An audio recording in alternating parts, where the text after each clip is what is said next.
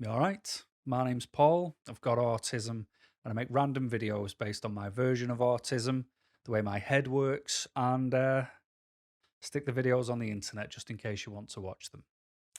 Okay, so first off, Merry Christmas. Um, and my gift to the world that nobody asked for is this video, which is I'm going to do what I originally did when I first started doing this channel, and that was to deep dive into histories, my histories, and stories, and try and tally up where it became known of autism rather than what I thought it might have been at the time. To basically wrap it all up and say that it's okay to say no. It's okay to be antisocial. It's okay to turn down events. So, to do that, I've got to tell you stories. So, let's go back all them years ago to when I was a very small child and Christmas Day. So, um, when I was younger, I obviously loved Christmas Day because kids do enjoy Christmas Day. You know, the thought that Santa's been, he's left you some presents, you go into the main room and there they all are. What a feeling, you know, and as a kid, you just want to rip them all open and have the time of your life, you know? And even if your parents or caregivers, you know, just want to make a cup of tea before you open presents, that feels like it could be 15 years in, you know, in children minutes. So it was, you know, I just always remember Christmas being great. And I I got more presents than most kids at Christmas and on birthdays. And there's a reason when I think back. Because if a kid came to school and they had a new coat, new socks, new shoes, new trainers, a haircut, you know, they were things that were just bought by parents. It's like, oh, they've got a rip in the coat, get them a new one. You know, oh, the trainers have got a hole in, get them some more. You know, and whereas for me, it was, you know, if I had a hole in a pair of pants, then the pants were sewn up. If there was a hole in my trainers, then there's a hole in my trainers. It was a case of wear two pairs of socks just so you don't feel, you know, what's going on the floor. I remember I had a pair of trainers and the entire side from the side of the trainer to the base just split, and it was like a mouth, you know. And I had to basically stick an elastic band over to keep the base of the shoe on top of my shoe until I could get more shoes because in some instances like that, my mum had to get me another pair of shoes, but otherwise it was wait until birthdays, wait until Christmas, and that's when gifts came. So whereas some kids might get underwear, you know, socks, underpants, whatever, I would get them at Christmas wrapped up. So that's why it looked like I had more gifts. And, you know, there was just me and my mum. My mum was the only person bringing any money into the house. She got no help or assistance off anyone. She could only work a part-time job. So when I did get presents, they were done through catalogs and they were like 48, pay us back in 48 weeks at £2 a week, you know, and so my mum would end up paying a lot more for the gifts because that was the only way she could afford to get them because she wanted me to have a good birthday and a good Christmas. And I'll be forever appreciative of that to, you know, let me have nice things in amongst us not having nice things. But as I started getting a bit older, it's it's going to sound stupid, but it started getting quite difficult to appreciate socks and underwear when you're opening them as a gift or a selection box. You know, it kind of got quite hard to show commensurate appreciation because to me it was boxers and socks. Need those. Thank you very much. Next gift, please. And in my head, I've said everything that needs to be said. I've acknowledged what they are. I said thank you very much. But I would now like a gift which is better than them because, yeah, great. One of the greatest feelings in the world is putting fresh socks on, but I want a toy. And that, as silly as it sounds, when I look back on it, started causing a bit of anxiety in a young child because I knew my mum would want to watch me open presents because she had worked hard, and her because there was no one else around to sort of get her a gift from me, and obviously I was a kid, I wasn't working, so her gift was watching me open the gifts that she'd saved, worked hard for, and got me. And I knew she'd done that, and I was appreciative of it. But it was really difficult to sort of show high praise for socks and boxes and selection boxes, and I struggled with how do I thank my mum for them, and at times I even remember when I look back and how cringeworthy it was. I used to then sort of try to say, "Oh no, I'm really happy I've got them because the socks I've got now they've got holes in, and or as oh the pants have got the itch. These will be great because maybe these won't itch." So I always tried to come up with a justification of why I was showing so much appreciation because I'd get the levels wrong, and I'd be like, "Oh wow, socks and boxes, thanks." So I'm trying to get to points, but I'm tripping over myself. But it was very hard to receive gifts because of this level of trying to figure out how to show appreciation for it.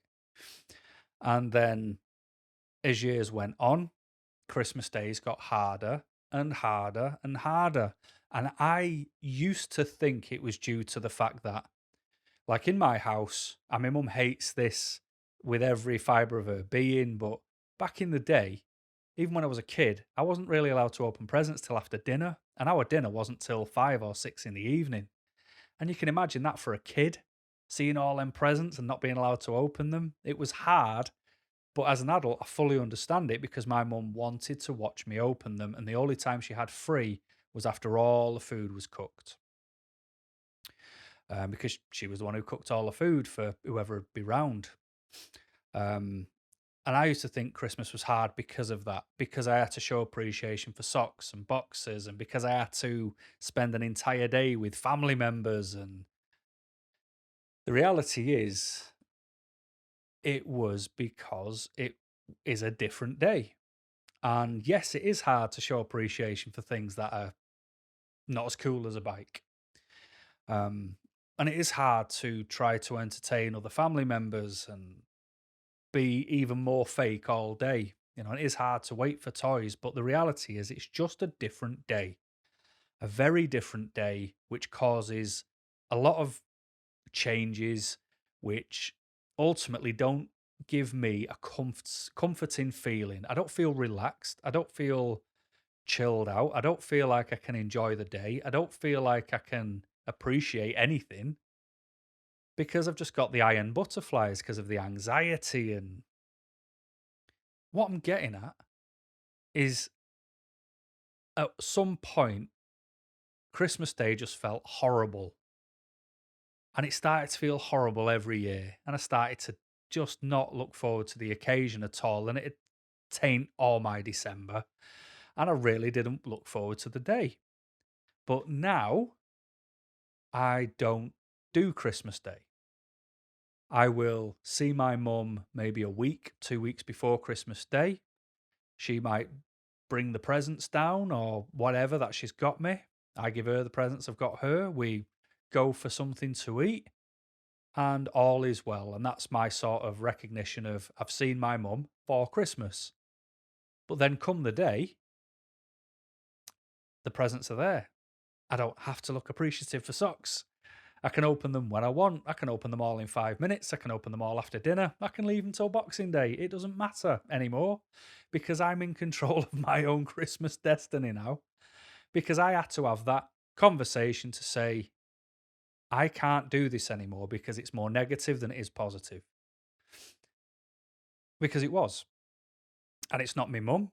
It wasn't really the way the day goes. It was the fact that the day has to be different, but it also has to be structured in a way that's not my version of structure.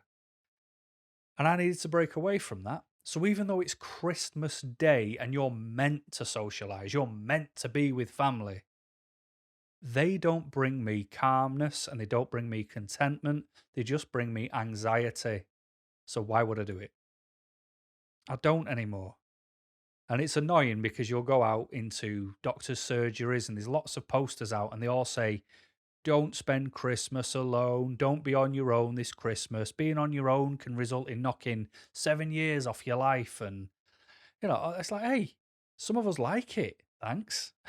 Some of us don't want anything to do with anything.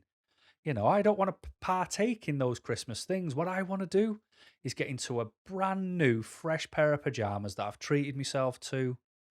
I want to get a load of snacks around me, get me beer out, even if I get it at 10 in the morning. Who cares? It's Christmas.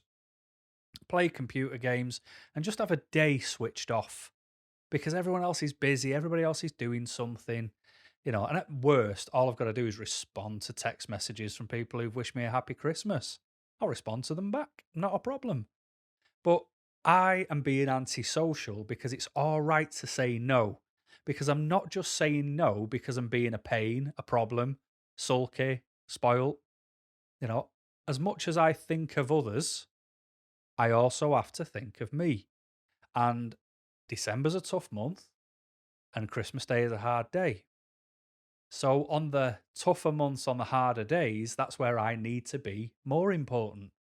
And yes, I'm sure my mum isn't isn't best pleased that I don't do Christmas with her anymore, but she also now appreciates the fact that she's not spending from all her time from waking up until near on 6 in the evening, that she's chasing around dinner and, up the night before peeling sprouts and all that messing about. She's now said, I love that I don't have to do that anymore. I feel like I've got a bit of time and I can enjoy the day. Good.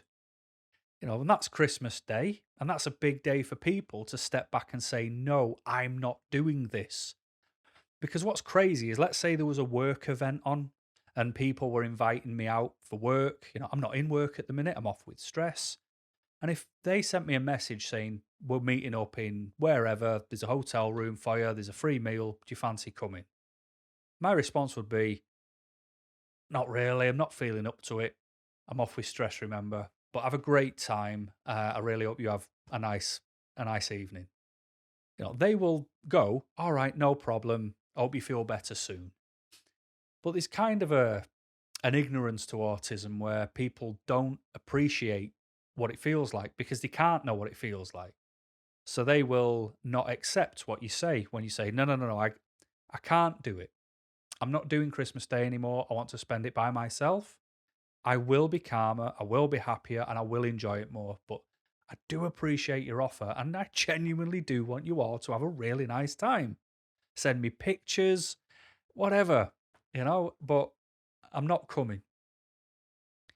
And if people don't want to take that on board, then that's their problem, not yours. If they can't understand what it makes you feel like when you're overwhelmed, when you have to walk headfirst into these events that are sometimes very chaotic and people are drunk and there's kids there screaming their head off and it's just too busy for you, and it's not. If people can't understand that, that's their lack of understanding. It isn't the fact that you don't want to take part, and it's giving yourself that strength to have the open and honest conversations with people that you can't do it. The worst time to have them conversations is about 2 weeks before the event. The best time to do it is January.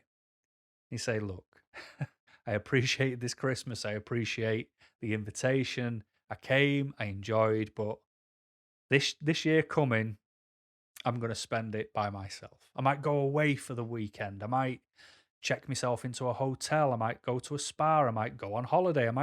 But I'm not doing Christmas next year is all I'm saying. And because it's so far away and they're a bit exhausted from the festivities themselves, they take the news a bit easier. But regardless of how people take it, it doesn't stop you being as you need to be to look out for yourself, and this is why people shouldn't get bothered by you. They should try to understand you. So offer the understanding, offer the education to them. Say, look, I know you're worked up and you don't fully understand why I need this time to be by myself. I'm happy to talk about it. I'm happy to tell you why, but I just need you to not take it personally. It's my personal, and I'm just explaining how it feels. Because it is all right to be antisocial, because it's only antisocial if that's how it's meant to be. But there's a difference between being antisocial and needing solitude. And that's where I sit. I need the solitude. I need to be that lone wolf. I need to be on my own. I'm an insular, reclusive loner. So I need that. That gives me my recharge. That tops me up. That earns me my coins. I don't know if I've ever spoke about these coins, but basically, for me to go to work, I need coins. So let's say I've got 5 mental coins that I've accrued over being able to just recharge over a weekend. I started with none. Well, I finished work on a Friday, I've got no coins left. And then from doing what I need to do from a Friday evening until that Monday morning, I need to recharge those 5 mental coins again.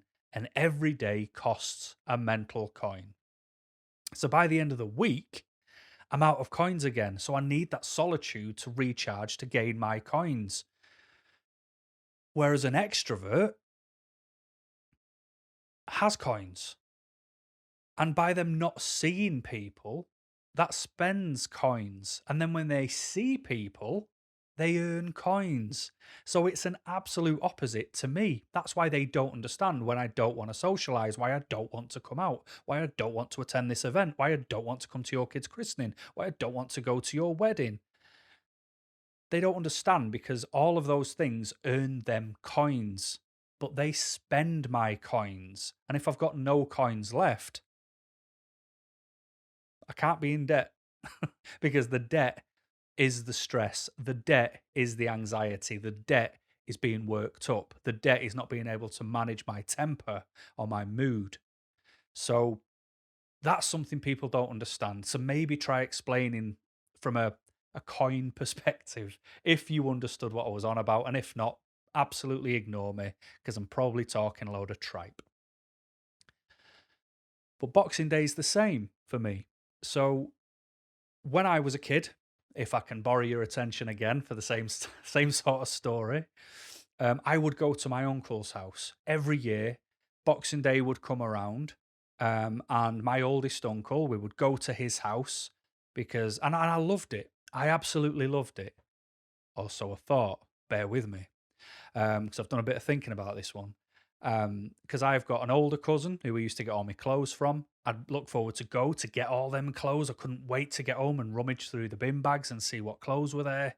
Even smelling the clothes because my auntie would use a fabric softener or a conditioner, and we didn't use that. We used shop powder. They always had nice stuff. So it's like, oh, smell that. Oh, it's well nice. And then I always look forward to wearing it, going to school in the January, because I always thought kids would go, oh, Paul, that smells different. Where are your clothes from? And I used to, people get excited to say, oh, this is Dolce and Gabbana. I'd be there going, this is me cousins.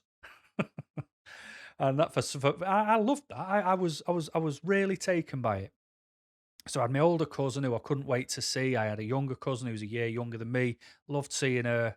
Loved going to see my uncle and auntie. Loved seeing the rest of the family. And I would be at home. Let's say we were going for 7 o'clock in the evening. I'd be dressed and ready from 4 p.m. And then I was waiting, like, come on, I want to get there. Come on, I want to see everyone. But again, the older I got, the more I sort of noticed what the event was. And even though I look forward to seeing my cousins, they didn't really look forward to seeing me because they'd be spending time talking to adults. And I realised that I would spend most of my time with my mum watching them, waiting for them to just be away from adults for 2 seconds. And then I'd run to them and I'd be like, let's play a game, let's talk, let's do something. What have you been up to? Ah. And then they'd go and talk to more adults and I'd sneak back to my mum again and wasn't really much going on. Uh, so that wasn't fun. And the only time the evening got really good was when my uncle got drunk and would put really good music on, like Free, the ones who sing All Right Now, and Wishing Well, and Mr. Big, all that, Fire and Water. I do like Free, they're a good band. I have them on in the car when the sun's out. Um, and then he'd start telling old stories, and it was fun to sit around and listen to. But that was at the end of the night, and all the other uncles and aunties had gone home by then. And when I've looked back, I realised that the reason I was dressed and ready to go so early is because I wanted to get there. But the reason I wanted to get there is because I wanted to come home. So the sooner I get there, the sooner I can go home. And the only reason I've figured that out now, as an old man, diagnosed with autism, is because I remember feeling excited. But those of you who know what anxiety feels like and knows what excitement feels like, they're not far from each other. And the only reason I know now that it was actually anxiety when I was younger and not excitement is because of time. Because when you're excited, time drags to the thing that you're excited for. But when you're anxious, time goes very quick because here's the event that you're dreading.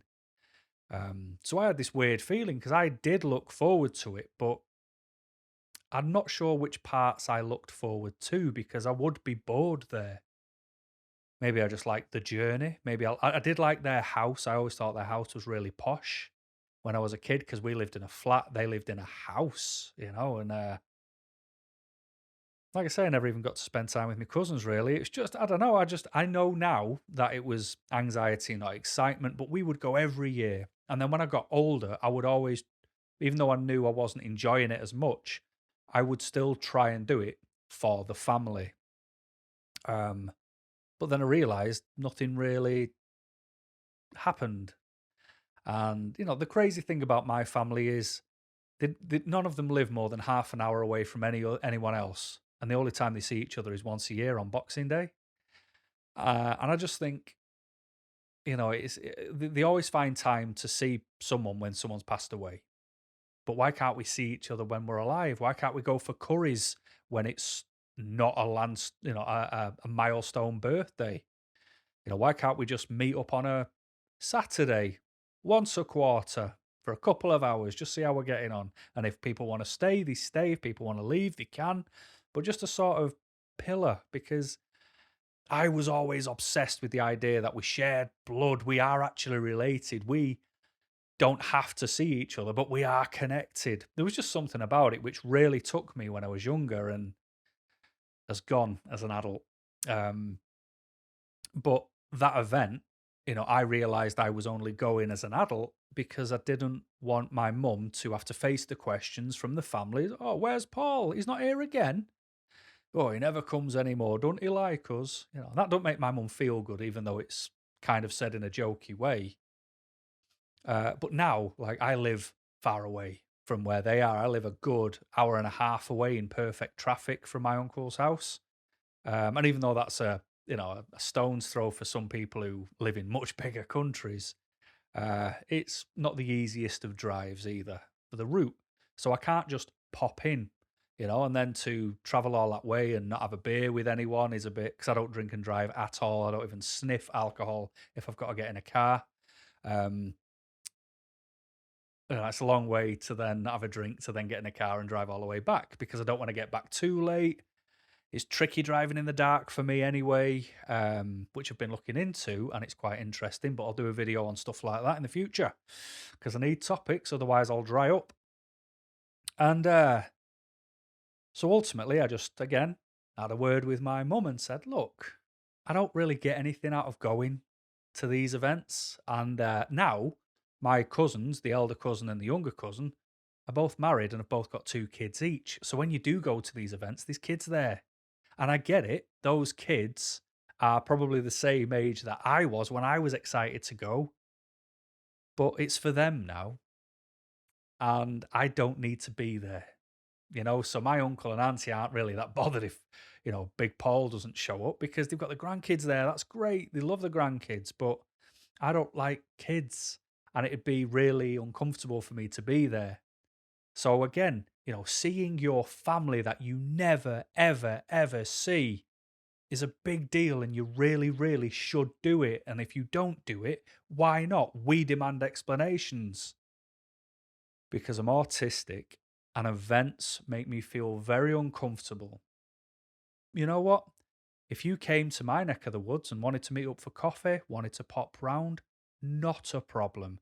If we did do that meet up once a quarter where we just decided to drop in with each other and see how we're getting on, not a problem because I'd be able to drop in and drop out. But because you save everything for one day a year, it's very hard and I just can't do it. I need to enjoy that downtime too. Usually, I'm working. I like to work over Christmas because other people have families, they appreciate it, and I get to avoid Christmas. So it's just, I don't do Christmas Day anymore. I don't do the family thing for Boxing Day anymore. And thankfully, New Year's has never been anything anyway. When I was a kid, I'd go to my nan's house. We're going back some now, and I'd be allowed to stay up till midnight for the new year. But then when it was coming up to midnight, I'd get a little coat put on me, a penny, a tangerine, a lump of coal, weird things put in my pockets, and I was made to stand on the front doorstep. And then you could hear everyone at midnight, Happy New Year, cheering, hugging each other, kissing each other. And there's me freezing my giblets off, a little kid outside with these weird things in his pockets. And then I'd be let in. And it's like, what was that about? It's like, oh, it's you need to bring we needed someone to bring the new year into the house. There was me freezing outside, 5 years old. But now I'm in bed before midnight. Go do a music thing on YouTube where I just go through a load of tunes, listen to them, have a few beers, get a takeaway. Like I say, I'm snoring my face off before the fireworks start. So my point with my stories, very personal stories as I like to do, um, is the fact that I was ready to not do it ever again. I was ready to have those conversations in a mature, calm manner at the right time with the right people to explain why I don't want to do it anymore, why I need to look out for me, what it feels like with the mental coins, how I have to recharge them, how I have to have enough to do things, and what can happen if I don't have them. And whether they understand or not, I've at least offered more than I need to, which is an explanation. Because putting yourself through it because it's not worth the fight and, oh, you just don't know what my family's like. And no, you've obviously got toxicity in your family. You've obviously got negativity that's ingrained, and you are a victim because you're not doing things you enjoy and you're having to do things at the behest of others. But it's free time.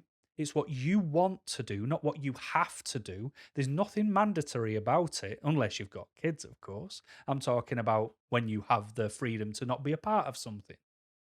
It's about making sure you remember you're important too.